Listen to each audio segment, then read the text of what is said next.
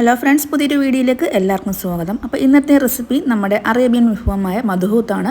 ഈ പെരുന്നാളിന് നമുക്ക് പെട്ടെന്ന് നല്ല രുചിയോടെ തയ്യാറാക്കാൻ പറ്റിയ നല്ലൊരു ബിരിയാണി റൈസാണ് കേട്ടോ ഈ മദ്ഹൂത്ത്. അധികം മസാലയൊന്നും ഇല്ലാതെ നല്ല ടേസ്റ്റി ആയിട്ട് ബിരിയാണികളിൽ ഏറ്റവും നല്ല രുചിയോടെ നിൽക്കുന്നത് ഈ ചിക്കൻ മദ്ഹൂത്താണ്.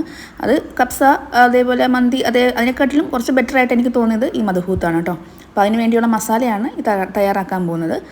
അതിനുവേണ്ടി 2 സ്പൂണ് പച്ചമല്ലി എടുത്തിട്ടുണ്ട്, പിന്നെ 2 സ്പൂണ് പെരിഞ്ചീരകം എടുത്തിട്ടുണ്ട്, പിന്നെ അതിന് ശേഷം കുറച്ച് കറുവാപ്പട്ട, അതായത് ഒരു 3-4 കഷ്ണം കറുവാപ്പട്ട ഒന്ന് ഒടിച്ച് ഇട്ട് കൊടുക്കുക കേട്ടോ. പിന്നെ ഇതിലേക്ക് 1 സ്പൂൺ ഗ്രാമ്പൂവും പിന്നെ 2 തക്കോലം 2 സ്റ്റാർ ഉണ്ടല്ലോ അതിട്ട് കൊടുക്കാം. പിന്നെ ഇതിലേക്ക് ഒരു 10-12 ഏലക്ക ഇട്ട് കൊടുക്കാം. പിന്നെ ഒരു ഉണങ്ങിയ നാരങ്ങ ഇട്ട് കൊടുക്കുന്നുണ്ട്. പിന്നെ ഇതിലേക്ക് കുറച്ച് കുരുമുളകും 2-3 ബേ ലീഫും കൂടി ഇട്ട് കൊടുത്ത് നന്നായിട്ട് മൂത്ത് വരുന്ന സമയത്ത് ഒരു മൂത്ത സ്മെല്ലൊക്കെ വരുമല്ലോ, നന്നായിട്ടൊന്ന് പൊട്ടി തുടങ്ങും. ഈ നമ്മുടെ മസാലകളൊക്കെ ഒന്ന് പൊട്ടി തുടങ്ങുന്ന സമയത്ത് ഫ്ലെയിം ഓഫ് ആക്കിയതിന് ശേഷം മിക്സിയുടെ ജാറിലിട്ട് നന്നായിട്ട് പൊടിച്ചെടുക്കാം. ഞാൻ നേരത്തെ പൊടിച്ച് വെച്ച മസാലപ്പൊടിയാണ്. നമുക്ക് ഈ ഒരു മസാലപ്പൊടി ഉണ്ടെങ്കിൽ നമുക്ക് എല്ലാ അറബിക് ഫുഡും, അതായത് മന്തി, കബ്സ, പിന്നെ അൽഫാം എല്ലാത്തിനും ഉപയോഗിക്കാൻ നല്ലതാട്ടോ. നല്ലൊരു മണവും രുചിയുമാണ്. അപ്പോൾ ഞാനിപ്പോൾ കുക്കർ എടുത്തിട്ടുണ്ട്. ആദ്യം ഞാൻ സൺഫ്ലവർ ഓയിലാണ് ചേർത്ത് കൊടുത്തത്. അതിലേക്ക് ഒരു പീസ് ബട്ടർ ചേർക്കുന്നുണ്ട്. ഇപ്പം നെയ്യ് ചേർക്കുന്നതിനെക്കാട്ടും കൂടുതൽ നല്ലത് ബട്ടർ ചേർക്കുന്നത്, അത് ഞാൻ ഒന്നുകൂടെ ടേസ്റ്റ് കൂടുതൽ കേട്ടോ.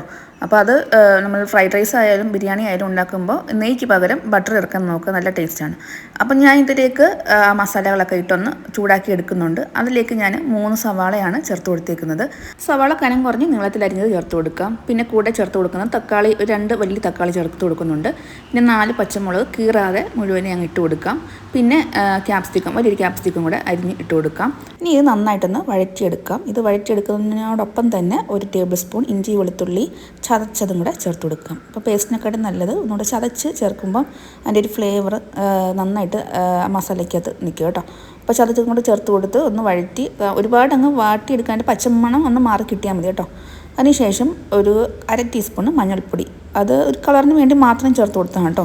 പിന്നെ ഇതിലേക്ക് ഒഴിവാക്കാൻ പറ്റാത്ത മറ്റൊരു ഐറ്റം മല്ലിയിലയാണ് കേട്ടോ. അപ്പോൾ മല്ലിയില നമ്മുടെ അറബിക് റൈസിലൊക്കെ പ്രധാനപ്പെട്ടൊരു സംഭവമാണ്. അപ്പോൾ മല്ലിയില ഇല്ലാത്ത റൈസ് ഇല്ല, അതായത് ബിരിയാണി റൈസ് ഇല്ല. അപ്പോൾ അതിൻ്റെ ഒരു ഫ്ലേവറും രുചിയും അതൊന്നും വേറെ തന്നെയാണ് കേട്ടോ. അതും കൂടെ ചേർത്ത് ഒന്ന് വഴറ്റിയതിന് ശേഷം നമുക്ക് ഇതിലേക്ക് ചിക്കൻ ചേർത്ത് കൊടുക്കാം.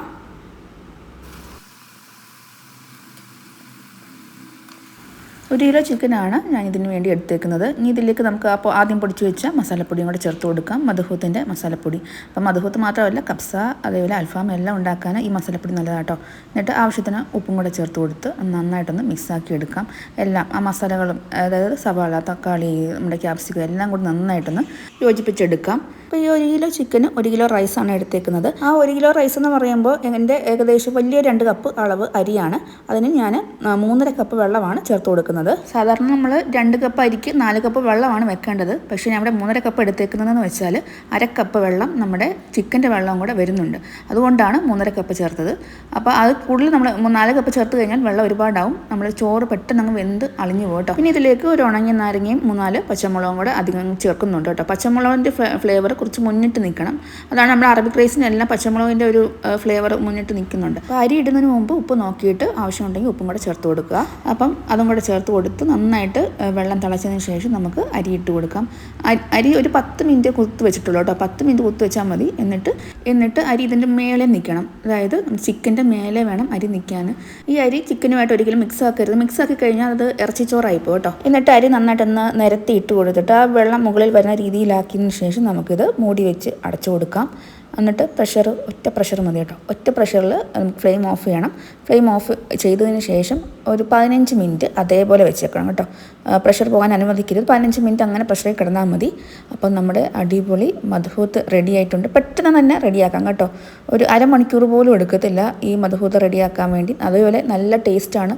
സാധാരണ നമ്മുടെ ബിരിയാണിക്കാൾ നല്ലൊരു രുചിയാണ് കേട്ടോ ഇതിന്. അപ്പോൾ ഒറ്റ വിസിലിൽ തന്നെ ഓഫാക്കാൻ നോക്കുക, അല്ലെങ്കിൽ ആകപ്പാടെല്ലാം കുഴഞ്ഞ് മറിഞ്ഞ് കലങ്ങി ഒരു കഞ്ഞി പരുവത്തിലായി പോകും. അപ്പോൾ ആ ഒരൊറ്റ വിസിൽ ഓഫാക്കുകയും വേണം. അതേപോലെ ഒരു 15 മിനിറ്റിൽ പ്രഷർ കിടക്കാവുള്ളൂ. അത് കഴിഞ്ഞ് പ്രഷർ കളഞ്ഞിട്ട് നമുക്ക് മൂടി തുറന്നെടുക്കാവുന്നതാണ് കേട്ടോ. അപ്പോൾ ഏറ്റവും മുകളിൽ നല്ല ഡ്രൈ ആയിട്ടുള്ള ചോറായിരിക്കും, അടിയിൽ നല്ല വെറ്റായിട്ട് ആയിരിക്കും ഉള്ളത്. അപ്പോൾ നന്നായിട്ട് ഒന്ന് ഇളക്കി മറിച്ചിട്ട് കൊടുത്തിട്ട് നമുക്ക് ഇത് വിളമ്പി എടുക്കാവുന്നതാണ് കേട്ടോ. അപ്പോൾ നല്ല കിടിലൻ ടേസ്റ്റിലുള്ള മദ്ഹൂത്ത് റെഡി ആയിട്ടുണ്ട്. അപ്പോൾ എല്ലാവരും ഈ പെരുന്നാളിനൊന്ന് തീർച്ചയായിട്ടും ചെയ്ത് നോക്കുക. നല്ല ടേസ്റ്റാണ് കേട്ടോ. ഇത് ചെയ്ത് നോക്കിയാലേ അതിന് ടേസ്റ്റ് അറിയത്തുള്ളൂ, അത് ചെയ്തിട്ടുള്ളവർക്ക് അറിയാം. അപ്പോൾ വീഡിയോ ഇഷ്ടപ്പെട്ടാൽ ഒന്ന് ലൈക്ക് ചെയ്യാനും അതേപോലെ ഒന്ന് സബ്സ്ക്രൈബ് ചെയ്ത് സപ്പോർട്ട് ചെയ്യാനും മറന്നു വരുത് കേട്ടോ. അപ്പോൾ എല്ലാവർക്കും ഈദ് മുബാറക്ക്.